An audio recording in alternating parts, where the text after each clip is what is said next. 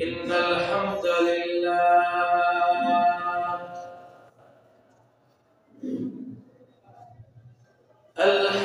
لله نحمده ونستعينه ونستغفره ونؤمن به ونتوكل عليه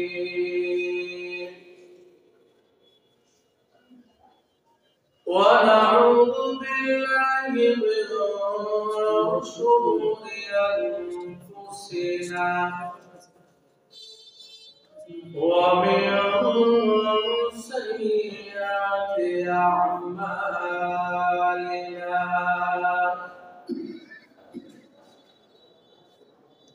من يهده الله فلا مضل له ومن يضلل فلا هادي له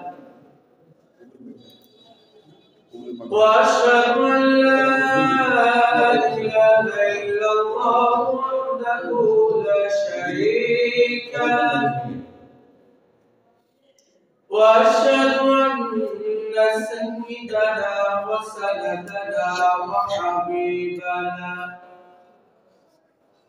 وحبيب ربنا ومولانا محمدا عبده ورسوله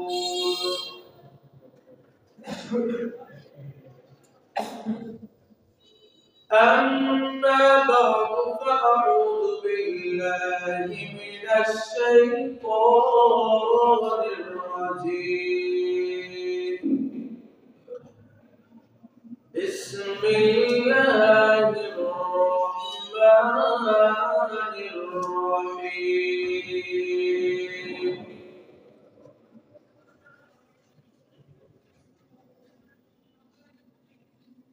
سبحان الذي أسرى بعبده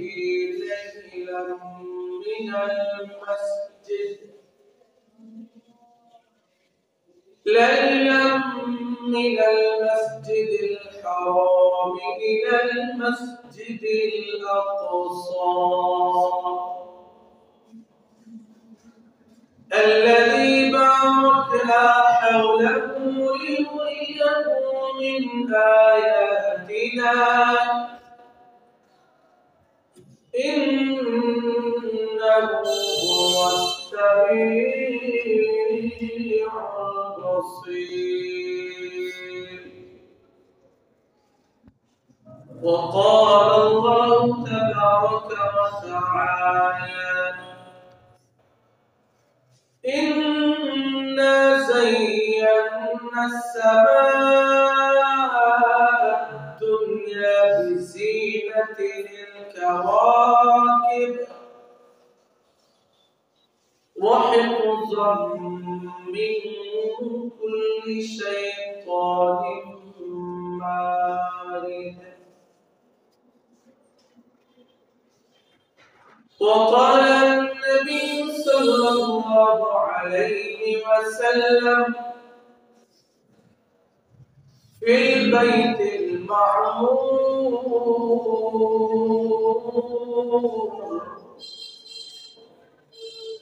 إذا هو يدخله كل يوم 70,000 ملك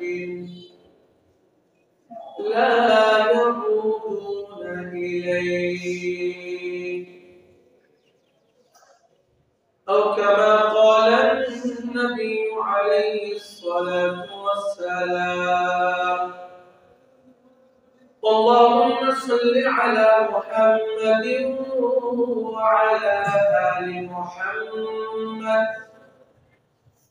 كما صليت على إبراهيم وعلى آل إبراهيم إنك حميد مجيد. اللهم بارك على محمد وعلى آل محمد كما باركت على إبراهيم وعلى آل إبراهيم إنك حميد مجيد. محمد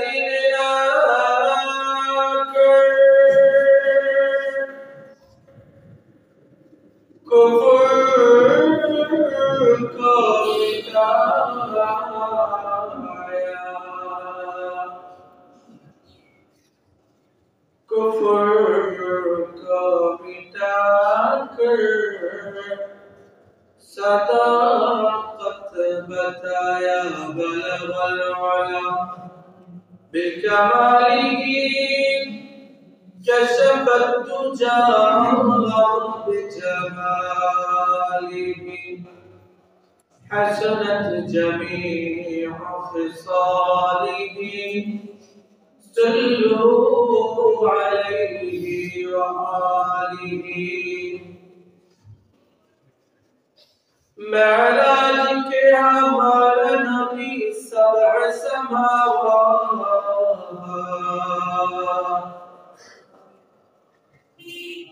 मेराज के हाथ नहीं बुलावा नबी गुनहगार उम्मत, नहीं बुलावा नबी हम गुनहगार उम्मत।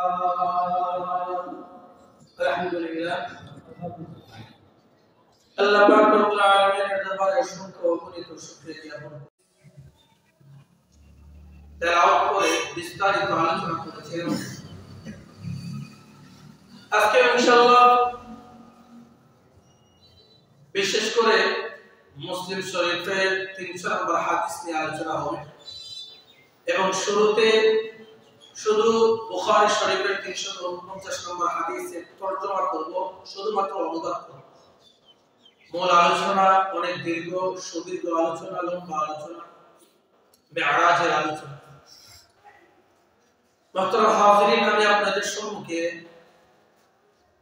সূরা বনী ইসরাঈলের প্রথম আয়াত কারিমা তেলাওয়াত করেছি। এই আয়াত থেকে আল্লাহ পাক রব্বুল আলামিন পৃথিবীবাসীকে মহাসত্য, মহাশ্চর্যের বিষয় ইসরা এবং মেরাজ সম্পর্কে আলোচনা করেছেন এবং মানুষদেরকে তা জানতে দিয়েছেন। রব্বুল আলামিন সূরা বনী ইসরাঈলের মধ্যে বলেন, সুবহানাল্লাযী আসরা বিআবদিহি লাইলান মিনাল মাসজিদিল হারাম ইলাল মাসজিদিল আকসা। সুবহানাল্লাহ, পবিত্র মহান সত্তা তিনি, الذي أسرى بعبده ليلا من المسجد الحرام إلى المسجد الأقصى, যিনি তার বান্দাকে রাতের কিছু অংশে মিনাল মসজিদুল হারাম ইলাল মসজিদুল আকসা, মসজিদে হারাম থেকে মসজিদে আকসা পর্যন্ত ভ্রমণ করিয়েছেন। রাতের কিছু অংশে কেন ভ্রমণ করিয়েছেন? আল্লাযী বারাকনা হাওলাহু, রব্বুল আলামিন বলেন, আমি বাইতুল মাকদিসের চতুর্পার্শ্বকে বরকতময় করে রেখেছি। লিনুরিয়াহু মিন আয়াতিনা, যাতে আমি আমার বান্দাকে আমার নিদর্শন সমূহ দেখাই। ইন্নাহু হুয়াস সামিউল বাসীর, তিনি সর্বশ্রোতা সর্বজ্ঞাতা। মোহতারাম হাজিরিন, আয়াতের ব্যাখ্যা বিশ্লেষণে আমরা যাচ্ছি না, যেহেতু গত সপ্তাহে এই আয়াত নিয়ে আমরা সুদীর্ঘ আলোচনা করেছিলাম। এই আয়াতের আলোকে ইমাম বুখারী রাহমাতুল্লাহি আলাইহি তার বুখারী শরীফে 349 নম্বর একটা হাদিস এনেছেন, যে হাদিসটি আনাস রাদিয়াল্লাহু তাআলা আনহু, হযরত আবু যর গিফারী রাদিয়াল্লাহু তাআলা আনহু থেকে বর্ণনা করেন। আনাস রাদিয়াল্লাহু তাআলা আনহু বলেন, কানা আবু যর يحدث أن رسول الله صلى الله عليه وسلم قال أنس بن مالك رضي الله تعالى عنه বলেন আমার কাছে আবু যুর গিফারি রাদিয়াল্লাহু তাআলা আনহু ইউহাদ্দিসু বর্ণনা করেছেন তিনি পয়গম্বর আলাইহিস সালাতু ওয়াস সালাম থেকে বর্ণনা করেন পয়গম্বর আলাইহিস সালাতু ওয়াস সালাম বলেন ফরিজা আন সাফি বাইতি ওয়া আনা বিমাক্কাতা একদা এক রাতে আমার ঘরের ছাদ ফাঁকা হয়ে গেল ওয়া আনা বিমাক্কাতা আমি মক্কায় থাকা অবস্থায় আমার ঘরের ছাদ ফাঁকা হয়ে গেল فنزل جبريل عليه الصلاة والسلام আমার ঘরের ফাঁকা জায়গা দিয়া হযরত জিবরিল আলাইহিস সালাতু ওয়াস সালাম প্রবেশ করলেন সুবহানাল্লাহ পয়গম্বর বলেন ফাফরাজা সাদরি জিবরিল আলাইহিস সালাতু ওয়াস সালাম আমার কাছে এসে আমার বক্ষ বিদীর্ণ করলেন আমার বক্ষ বিদীর্ণ করা হলো পয়গম্বর বলেন ফাগসালাহু বিমা'i জামজাম আমার বক্ষ বিদীর্ণ করার পর জিবরিল আলাইহিস সালাতু ওয়াস সালাম আমার বক্ষ বিদীর্ণ করে আমার বক্ষকে জামজামের পানি দ্বারা ধৌত করলেন ফাফরাজাহু ফি সাদরি জামজামের পানি দ্বারা ধৌত করার পর নবীজি বলেন সুম্মা জাআ বিতস্তিম মিন যাহাবিন মুমতালিন হিকমাতাহু ওয়া ঈমানা জিবরাইল আলাইহিস সালাতু ওয়াস সালাম আমার সিনা মুবারক জমজমের পানি দ্বারা ধৌত করার পর জিবরাইল একটা স্বর্ণের পেয়ালা আনলেন যে স্বর্ণের পেয়ালার মধ্যে হিকমত এবং ঈমান দ্বারা ভরপুর ছিল স্বর্ণের পেয়ালার মধ্যে হিকমত এবং ঈমান দ্বারা ওই পেয়ালাটা ভরপুর ছিল ভর্তি ছিল ফাআখরাজাহু ফি সাদরি অতঃপর জিবরিল আলাইহিস সালাতু ওয়াস সালাম আমার বুকের ভিতরে স্বর্ণের পেয়ালাটা ঢেলে দিলেন সুবহানাল্লাহ সুম্মা আতবাকাহু অতঃপর আমার বক্ষ সেলাই করে দিলেন বা মিলিয়ে দিলেন এই যে জিবরিল আলাইহিস সালাতু ওয়াস সালাম তার সিনা মুবারক সেলাই করলেন সাহাবী রাসূল খাদিম রাসূল আনাস রাদিয়াল্লাহু তাআলা আনহু বলেন কুনতু আরা আসরা যালিকাল মুখিয়াতি ফি সাদরিহি আমি আমার পয়গম্বরের বুকের মধ্যে স্পষ্ট সেলাইয়ের দাগ দেখেছি সুবহানাল্লাহ যাই হোক আমরা এই পর্যন্ত বুখারী শরীফের হাদিসের আলোচনা করেছিলাম আমাদের মূল আলোচনার বিষয় হলো সহিহুল মুসলিমের 300 নম্বর হাদিস এটা আনাস রাদিয়াল্লাহু তাআলা আনহু থেকে বর্ণিত ইমাম মুসলিম রাহমাতুল্লাহি আলাইহি তার এই হাদিসটি বাবুল ইসরা বিরাসূলিল্লাহ সাল্লাল্লাহু আলাইহি ওয়াসাল্লাম ইলা সামাওয়াত ওয়া ফারদিস সালাত ইসরা রাতে রাসূল সাল্লাল্লাহু আলাইহি ওয়াসাল্লামের আকাশ ভ্রমণ বুদ্ধজগৎ ভ্রমণ এবং কিভাবে নামাজ ফরজ করা হয়েছিল এই অধ্যায়ের মধ্যে এনেছে আনাস রাদিয়াল্লাহু তাআলা বলেন أن رسول الله صلى الله عليه وسلم قال নবী করিম সাল্লাল্লাহু আলাইহি ওয়াসাল্লাম বলেন উতিতু বিল বুরাক ইসরা রাত্রিতে আমার জন্য বুরাক আনা হলো বুরাকের পরিচয় কি ওয়া দাব্বাতুন আবিয়াদ তাওয়ীলুন ফাওকা আল হিমারি ওয়া দুনা আল বাগল পয়গম্বর বলেন এমন একটা বাহন এমন একটা জন্তু আনা হলো ওয়া দাব্বাতুন এমন একটা জানোয়ার আবিয়াদ তাওয়ীল জানোয়ারটি ছিল সাদা আকৃতির এবং লম্বা সুবহানাল্লাহ পয়গম্বর আলাইহিস সালাতু ওয়াস সালাম বলেন এই বুরাকের দ্রুত গতির পরিচয় হলো ইয়াদুল হাফিরাতু ইনদা মুনতাহা তারফিহি এই বুরাক বা এই জানোয়ার তাকানোর পর তার চক্ষু সীমা যেখানে গিয়ে শেষ হয় তার এক একটা পায়ের কদম ওইখানে গিয়ে সুবহানাল্লাহ। অর্থাৎ বিদ্যুৎ গতির চেয়েও দ্রুত গতির ছিল কোরআন। পয়গম্বর আলাইহিস সালাতু ওয়াস সালাম বলেন ক্বালা ফারাকিবতুহু, অতঃপর আমি বুরাকে আরোহণ করলাম, হাত্তা আতাইতু বাইতুল মাকদিস, বুরাকে আরোহণ করে আমি বাইতুল মাকদিসে এসে উপস্থিত হইলাম। ক্বালা فربطته بالحلقة الذي يربط به الأنبياء, পয়গম্বর বলেন আমি বাইতুল মাকদিসে আসার পর আমি আমার বুরাকের লাগামটা ওই খুঁটির মধ্যে বাঁধলাম যে খুঁটিতে পূর্ববর্তী পয়গম্বর বাইতুল মাকদিসে আসলে তাদের বাহনের লাগাম বাঁধতেন।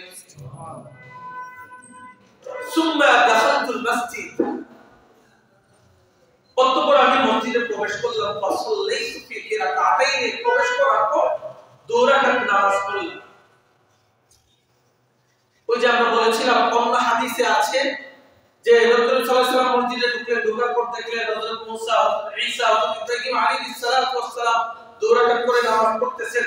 তারপর নফল নামাজের আযান হলো, সবাই কাতারবন্দি হয়ে দাঁড়ালো। কে ইমামতি করবে? কেউ সামনে আগায় না। জিবরাইল আলাইহিস সালাতু ওয়াস সালাম পয়গম্বরের হাতটা ধরে সামনে আগায় দিলেন। পয়গম্বর ইমামতি করলেন। পয়গম্বরের ইমামতিতে মেরাজের রাতে সমস্ত পূর্ববর্তী পয়গম্বরদের নামাজ আদায় করে। সুবহানাল্লাহ।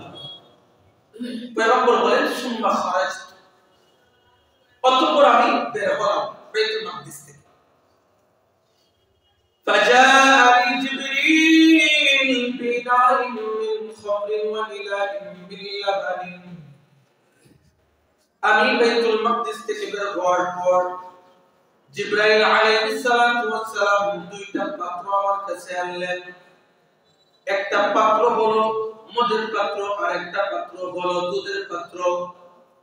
ফাখতারাতুল লাবানা, আমি পয়গম্বর মদের পাত্রটা না নিয়ে মদের পেয়ালাটা না নিয়ে দুধের পেয়ালা হাতে নিলাম। فقال جبريل عليه الصلاة والسلام اخترت الفطرة, জিবরাইল আলাইহিস সালাতু ওয়াস সালাম তা দেখে পয়গম্বরকে বললেন পয়গম্বর আপনি সঠিক কিছু বেছে নিয়েছেন। আরেক হাদিসের মধ্যে পাওয়া যায় জিবরাইল আলাইহিস সালাতু ওয়াস সালাম যখন দেখলেন পয়গম্বর দুধের পেয়ালা হাতে নিয়েছেন, জিবরাইল আলাইহিস সালাতু ওয়াস সালাম বলেন আলহামদুলিল্লাহিল্লাযী হাদাকা লিল ফিতরা,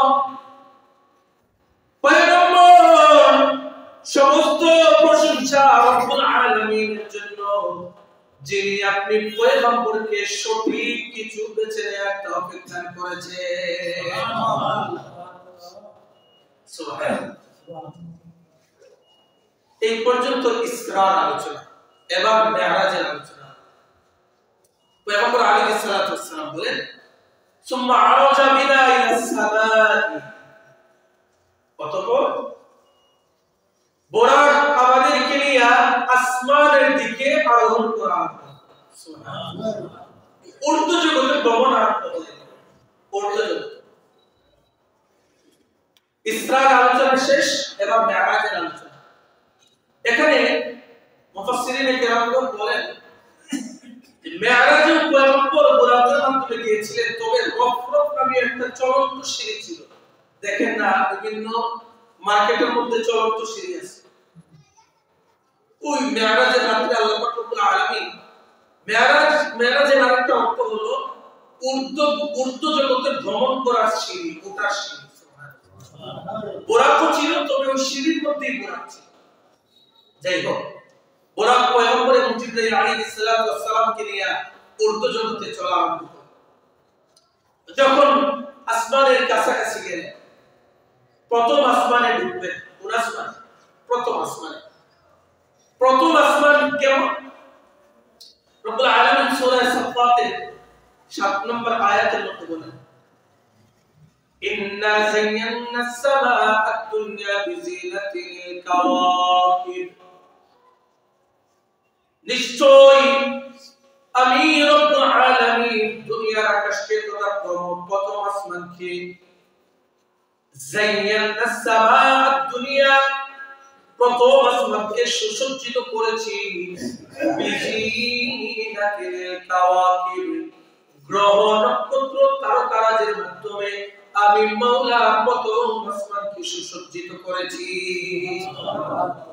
ওয়াহিফযাম মিন কুল্লি শাইতানিন মারিদ, এবং প্রত্যেক বিদ্রোহী শয়তান থেকে আমি প্রথম আসমানকে হেফাজত করেছি, সংরক্ষণ করেছি। লা ইয়াসমাউনা ইলাল মালাইল আ'লা ওয়া ইউকযাফুনা মিন কুল্লি জানিব, কোন শয়তান উর্দু জগতের কোন কথা শুনতে পারে না। যদি শুনতে চায় তাহলে চতুর্দিক থেকে ফেরেশতারা তাদের উপর উল্কা পিণ্ড মারে। প্রথম যুগে একদম প্রথম যখন আল্লাহ রাব্বুল আলামিন কোন বিষয়ে সিদ্ধান্ত নিতেন, ফেরেশতারা দুনিয়ার আকাশে এসে ওইগুলা নিয়ে আলোচনা করতেন। দুষ্ট শয়তান প্রথম আসমানের কাছাকাছি যেত, যাওয়ার পরে এই আলোচনা শুনে গণকদের কাছে বলতো আল্লাহ রাব্বুল আলামিন আজকে এরকম ফয়সালা করেছেন। আর গণকরা মানুষদেরকে বলতো, মানুষরা মনে করতো যে গণকরাই সব কিছু জানে না। এই জন্য আল্লাহ রাব্বুল আলামিন প্রথম আসমানকে এরকম ভাবে সুন্দরভাবে সুরক্ষিত করে রেখেছে। যাই হোক, পয়গম্বর জিবরাইল আলাইহিস সালামের সাথে চললেন কোন জগতে? উর্দু জগতে। কোন জগতে? উর্দু জগতে। ফাসতাফতাহা জিবরিল,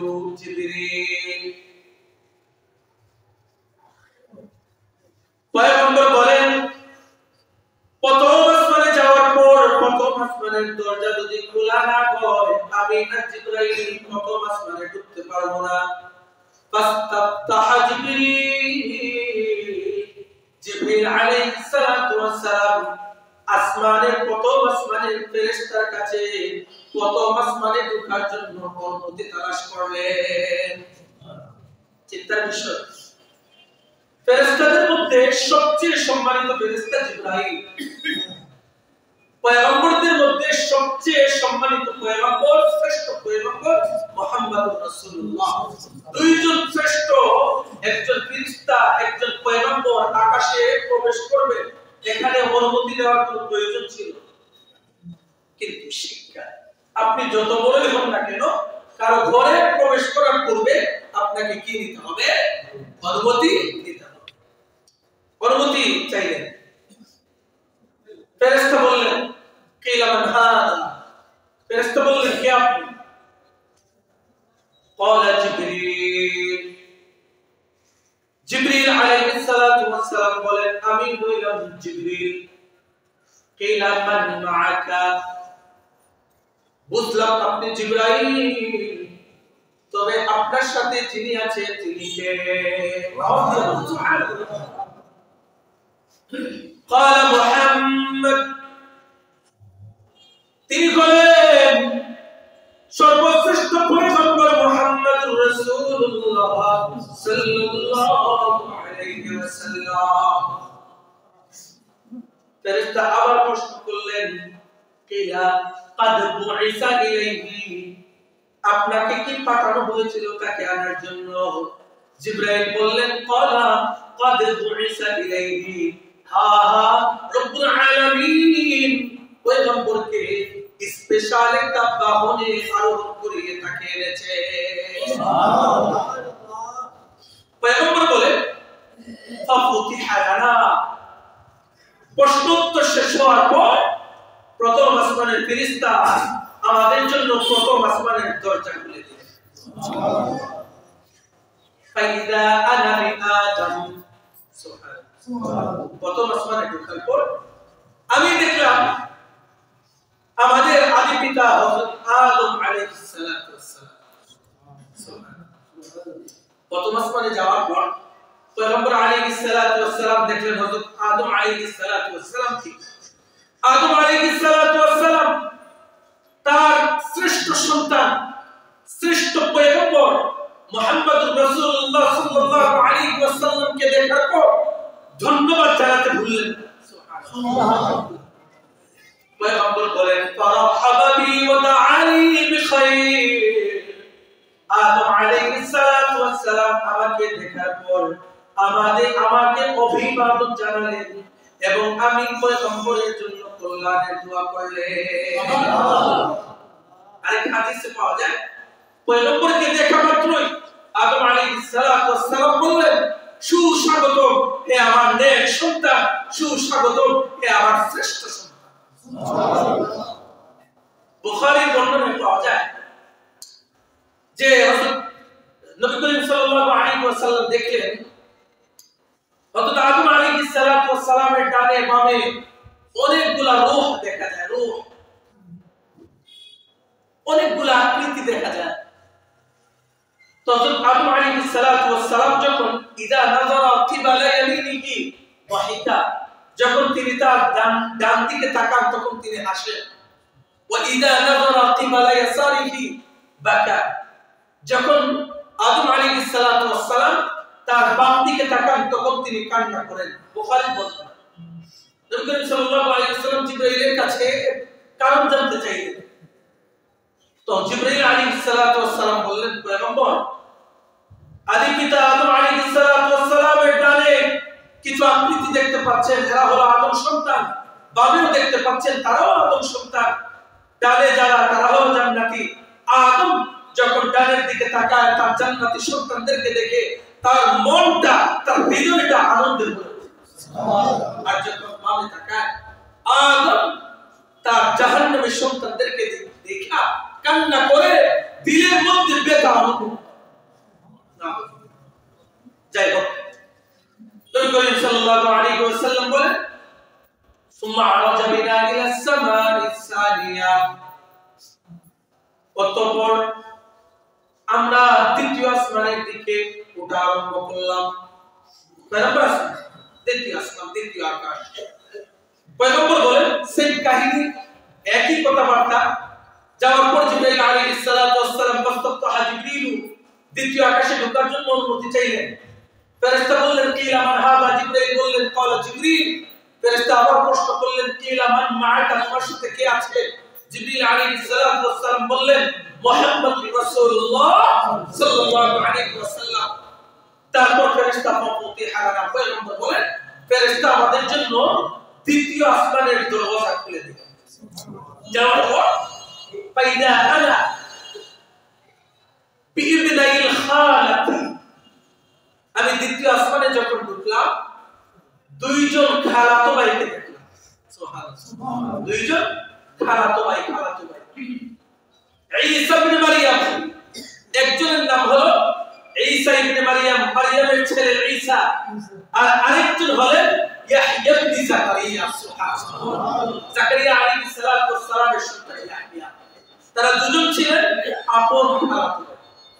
আল্লাহ পাক তাদেরকে এত পছন্দ করছে যে আকাশের মধ্যেও তাদেরকে একসাথে একই আসমানে থাকার ব্যবস্থা। সুবহানাল্লাহ। পয়গম্বর বলেন ঈসা ইবনে মারইয়াম, ইয়াহইয়া ইবনে যাকারিয়া, আমি পয়গম্বরকে দেখার পর ফারহাবা, তারা দুজন আমি পয়গম্বরকে অভিবাদন জানালেন। ওয়া দা'আলি বিখাইর, আমি পয়গম্বরের জন্য তারা দুজন কল্যাণের দোয়া করলেন। তারপর তৃতীয় আকাশে গেলেন। যাওয়ার পর জিবরিল আলাইহিস সালাতু ওয়াস সালাম তৃতীয় আকাশে ঢোকার জন্য অনুমতি চাইলেন। ফেরেশতা বললেন কে? জিবরিল বললেন আমি জিবরিল। ফেরেশতা আবার জিজ্ঞেস করলেন আপনার সাথে কে? জিবরিল বললেন আমার সাথে পয়গম্বর। ফেরেশতা তৃতীয় আসমানের দরজা খুলে দিলেন। ফাইদা আনা বিউসুফ, ফাইদা আনা বিউসুফ, আমি তৃতীয় আসমানে আমার ভাই ইউসুফ আলাইহিস সালাতু ওয়াস সালাম। সুবহানাল্লাহ। পয়গম্বর বলেন ইদা হুয়া ক্বাদ উতিয়া শাতরাল হুসনি, আমার ভাই ইউসুফকে দেখলাম, আমার ভাই ইউসুফকে রব্বুল আলামিন অর্ধেক সৌন্দর্য দিয়া সৃষ্টি করছি। অর্ধেক সৌন্দর্য দিয়ে আল্লাহ পাক রব্বুল আলামিন ইউসুফ আলাইহিস সালাতু ওয়াস সালামকে সৃষ্টি করেছেন অর্ধেক সৌন্দর্য। আর আমার আপনার পয়গম্বরের সৌন্দর্য কেমন ছিল? কেমন ছিল? হযরত আবু হুরায়রা রাদিয়াল্লাহু তাআলা আনহু বলেন, আমি আমার পয়গম্বরের চেয়ে সুন্দর কাউকে আর দেখি না। সুবহানাল্লাহ। হিন্দ ইবনে আবি হালা বলেন, ইয়াতালাআলা ওয়াজহুহু তালাআলুল কমারি লাইলাতাল বদরি, আমার পয়গম্বরের চেহারা মুবারক এমন ছিল দেখে মনে হইতো পূর্ণিমা চাঁদের আলো। সুবহানাল্লাহ। তার চেহারার মধ্যে যেন পূর্ণিমার চাঁদের আলো বিচরণ করছে। সুবহানাল্লাহ। আম্মা জান আয়েশা বলেন, আরে মিশরের নারীরা, তোমরা নবী ইউসুফের সৌন্দর্য দেখে তোমরা তোমাদের হাতের আঙ্গুল কেটেছিলে, তোমরা যদি আমার পয়গম্বরকে দেখতা হাত নয় বরং কলিজা কেটে টুকরো টুকরো করে ফেলতা। সুবহানাল্লাহ। এমন সুন্দর ছিলেন আমার আপনার পয়গম্বর। আম্মা জান বলেন, রাতের অন্ধকারে আমি কাপড় সেলাই করব, শুয়ের মাথা দিয়ে সুতা ঢুকাবো, অন্ধকার দেখা যায় না। আমার পয়গম্বর যখন আমার ঘরে ঢুকতেন, আমার পয়গম্বরের চেহারা আলোয় আমি শুয়ের মাথা দিয়ে আমার সুতা ঢুকে। সুবহানাল্লাহ। এমন সুন্দর ছিলেন। নবীজির সৌন্দর্য নিয়ে ইনশাআল্লাহ আমরা সবাই আলোচনা করব। তৃতীয় আসমান হযরত মুসা আলাইহিস সালাতু ওয়াস সালাম হযরত ইউসুফ আলাইহিস সালাতু ওয়াস সালামের সাথে সাক্ষাৎ। তারপরে চতুর্থ আসমান যাওয়ার পর এরকম ভাবে অনুমতি চাইলেন, জিবরাইল আলাইহিস সালাতু ওয়াস সালাম তার সম্পূর্ণ পরিচয় দিলেন। তারপরে চতুর্থ আসমানের দরজা খুলে দেওয়া হইল। পয়গম্বর বলেন, ফাইদা আনা বিইদ্রিস, আমি সেখানে পয়গম্বর হযরত ইদ্রিস আলাইহিস সালাতু ওয়াস সালাম। সুবহানাল্লাহ। পয়গম্বর বলেন, ক্বাল আল্লাহু আযজা ওয়া জাল্লা ওয়া রাফা'নাহু মাকানান আলিয়্যা। আল্লাহ পাক রব্বুল আলামিন ইদ্রিস আলাইহিস সালাতু ওয়াস সালাম সম্পর্কে বলেছিলেন, আমি ইদ্রিসের মর্যাদাকে সমুন্নত করেছি। আর এই সমুন্নত করার ব্যাখ্যা হলো চতুর্থ আসমানে ইদ্রিস আলাইহিস সালাতু ওয়াস সালামকে আল্লাহ পাক রব্বুল আলামিন দেখে দিয়েছেন। সুবহানাল্লাহ। তারপরে পঞ্চম আকাশে গেলেন। যাওয়ার পর জিবরিল আলাইহিস সালাতু ওয়াস সালাম অনুমতি চাইলেন, অনুমতি দেওয়া হইল। দেওয়ার পর পয়গম্বর আলাইহিস সালাতু ওয়াস সালাম বলেন, আমি 5 নম্বর আসমানের মধ্যে গিয়ে পাইলাম ফাইদা আনা বিহারুন, আমি হযরত হারুন আলাইহিস সালাতু ওয়াস সালামকে দেখলাম। সংক্ষেপে বলতেছি, হারুন আলাইহিস সালাতু ওয়াস সালামের সাথে সাক্ষাতের পর পয়গম্বর আলাইহিস সালাতু ওয়াস সালাম 6 নম্বর আকাশে গেলেন। 6 নম্বর আকাশের দরওয়াজা খুলে দেওয়া হইল। যাওয়ার পর পয়গম্বর আলাইহিস সালাতু ওয়াস সালাম দেখলেন ফাইদা আনা বিমুসা আলাইহিস সালাতু ওয়াস সালাম। সুবহানাল্লাহ। 6 নম্বর আসমানে আল্লাহ পাক রব্বুল আলামিন হযরত মুসা আলাইহিস সালাতু ওয়াস সালামকে দেখে দিয়েছেন। সুবহানাল্লাহ। 6 7 নম্বর শেষ আসমান। পয়গম্বর আলাইহিস সালাতু ওয়াস সালাম বলেন, আমি এবং জিবরাইল সপ্তম আকাশের দিকে ভ্রমণ করা আরম্ভ করলাম। যাওয়ার পর জিবরিল আলাইহিস সালাতু ওয়াস সালাম প্রস্তাব জিবরিল সপ্তম আকাশে ঢোকার অনুমতি চাইলেন। কিলা মান হাদা, ফেরেশতা প্রশ্ন করলেন, আপনি কে? قال জিবরিল, জিবরিল বললেন, আমি জিবরিল। ফেরেশতা আবার প্রশ্ন করলেন, কিলা মান মাআকা, আপনার সাথে কে আছে? জিবরিল আলাইহিস সালাতু ওয়াস সালাম বললেন, قال মুহাম্মাদুর রাসূলুল্লাহ সাল্লাল্লাহু আলাইহি ওয়াসাল্লাম। ফাফতিহা লানা, পরিচয় পর্বের পর সপ্ত আকাশের দরওয়াজা খুলে দেওয়া হলো। আসমান কয়টি? 7টি। 7 আসমানের উপরে কি আছে আমাদের আলোচনা আসতেছে ইনশাআল্লাহ। 7 নম্বর আসমানে যাওয়ার পর নবী করিম সাল্লাল্লাহু আলাইহি ওয়াসাল্লাম বলেন, ফাইদা আনা বিইব্রাহিম আলাইহিস সালাতু ওয়াস সালাম, আমি 7 নম্বর আকাশে দেখলাম আমাদের মুসলমান জাতির পিতা হযরত ইব্রাহিম আলাইহিস সালাতু ওয়াস সালাম। আমি দেখলাম ইব্রাহিম আলাইহিস সালাতু ওয়াস সালাম 7 নম্বর আকাশে, সপ্ত আকাশে বাইতুল মামুরের দেয়ালে পিঠ দেখিয়ে বসে আছে। সুবহানাল্লাহ। বাইতুল মামুর কি? বাইতুল মামুর, বাইতুল মামুর চিনেন? বাইতুল মামুর হলো কাবা শরীফ ছিলেন তো নাকি বাইতুল্লাহ, কাবা শরীফে বরাবর করে একদম সোজা বরাবর 7 নম্বর আকাশে হুবহু কাবার মতো আল্লাহ পাক রব্বুল আলামিন একটা ঘর বানিয়েছেন, যেই ঘরকে বলা হয় বাইতুল মামুর। সুবহানাল্লাহ। বাইতুল শব্দের অর্থ হলো ঘর, মামুর শব্দের অর্থ হলো সুসজ্জিত, অর্থাৎ আল্লাহ পাক রব্বুল আলামিন বাইতুল মামুরকে তার ফেরেশতাদের ইবাদতের মাধ্যমে 24 ঘন্টা সুসজ্জিত করে রেখেছেন। সুবহানাল্লাহ। কাবা শরীফ যেরকম ভাবে প্রত্যেকটা দিন প্রত্যেকটা মুহূর্তে হাজী সাহেবরা তাওয়াফ করে, ঠিক ওই রকম ভাবে বাইতুল মামুরেও প্রতিটি ক্ষণে প্রত্যেকটা সেকেন্ডে লক্ষ লক্ষ ফেরেশতারা বাইতুল মামুর তাওয়াফ করে। সুবহানাল্লাহ। বাইতুল মামুরের পরিচয় কি? পয়গম্বর বলেন, ইদা হুয়া ইয়াদখুলুহু কুল্লা ইয়াউমিন 70000 মালাকিন লা ইউঈদুনা ফীহি। পয়গম্বর বলেন, বাইতুল মামুর হলো এমন যে বাইতুল মামুরে প্রত্যেকদিন 70000 ফেরেশতা প্রবেশ করে, আল্লাহর ঘর তাওয়াফ করে, ইবাদত করে। এই ফেরেশতারা বের হওয়ার পর কিয়ামত পর্যন্ত আর কোনদিন কখনো সময় হয় না তারা আবার বাইতুল মামুরে ঢুকবে। অর্থাৎ যে ফেরেশতা একবার প্রবেশ করেছেন, একবার, কিয়ামত পর্যন্ত তিনি আর ঢুকতে পারবেন না। ফেরেশতাদের সংখ্যা কেমন? ফেরেশতাদের সংখ্যা কেমন? একটা গাড়িতে 10 জন যাত্রী প্রবেশ করতে পারে, 10 জনের বেশি নেওয়া যাবে না। 10 জনের মধ্য থেকে একজন কমলে আরেকজন ঢুকানো যাবে। ঠিক ওই রকম ভাবে আল্লাহ পাক রব্বুল আলামিন এমন অসংখ্য অগণিত ফেরেশতা সৃষ্টি করেছে যে তারা দৈনন্দিন বাইতুল মামুরে প্রত্যেকটা দিন 70000 ফেরেশতা ইবাদতের জন্য প্রবেশ করে। কিয়ামত পর্যন্ত তাদের আর সুযোগ হয় না দ্বিতীয়বার বাইতুল মামুরে প্রবেশ করার। সুবহানাল্লাহ। জানেন, পয়গম্বর আলাইহিস সালাতু ওয়াস সালাম যখন মিরাজ থেকে ফিরলেন, ফেরার পর ফেরেশতারা প্রশ্ন করলেন, আমরা তার বাক্সটা ছেড়ে দিই ইনশাআল্লাহ। ফেরেশতারা প্রশ্ন করলেন, ইয়া রাসূলুল্লাহ, আপনি আকাশের উপরে ঊর্ধ্ব জগতে কি দেখেছেন? আমাদের কি কিছু বলুন, আমরা জানতে চাই। পয়গম্বর আলাইহিস সালাতু ওয়াস সালাম বলেন, আমি দেখলাম আকাশের মধ্যে প্রচন্ড ঝাঁকুনি হচ্ছে, কম্পন হচ্ছে। পয়গম্বর আলাইহিস সালাতু ওয়াস সালাম সাহাবায়ে কেরামদেরকে বললেন, তোমরা জানো এই কম্পন বা এই ঝাঁকুনির কারণটা কি? সাহাবায়ে কেরামদের বললেন, তার কারণ কি? পয়গম্বর বললেন, আল্লাহ পাক রব্বুল আলামিন এমন অসংখ্য অগণিত ফেরেশতা সৃষ্টি করেছেন, গোটা আসমানের মধ্যে 4 আঙ্গুল পরিমাণ জায়গা ফাঁকা নেই যেখানে ফেরেশতা নাই। সুবহানাল্লাহ।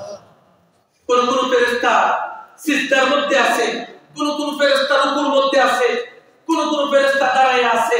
অর্থাৎ 7 আসমান, এক একটা আসমানের কি পরিমাণ জায়গা, কি পরিমাণ বিস্তৃত রয়েছে। এরকম ভাবে 7টা আসমান আল্লাহ সৃষ্টি করেছে।